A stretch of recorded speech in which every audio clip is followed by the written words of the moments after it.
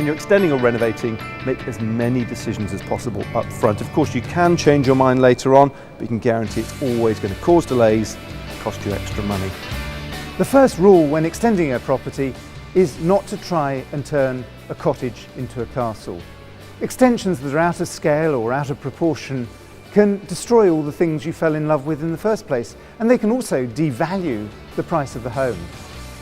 When you're designing an extension for your house, make sure you understand how it's going to impact on the existing house as much as on the future building that you're going to be producing.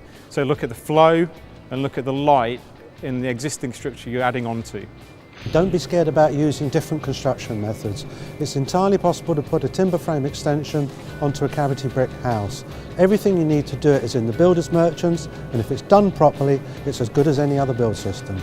If you're extending your home, take the opportunity to upgrade the other bits of your home, particularly things like the boiler, which you're going to have to work harder to service the new extension. If you're extending, bear in mind that it may not just simply be a question of getting the maximum space for the minimum cost. Increasingly, people are finding that sometimes it pays to build a little bit smaller but to a much higher spec. If you want to undertake conversions of your loft space to create additional bedrooms and bathrooms, quite often that can be undertaken under permitted development and doesn't require planning permission, but it's always best to check with a local planning authority for the criteria that you'll need.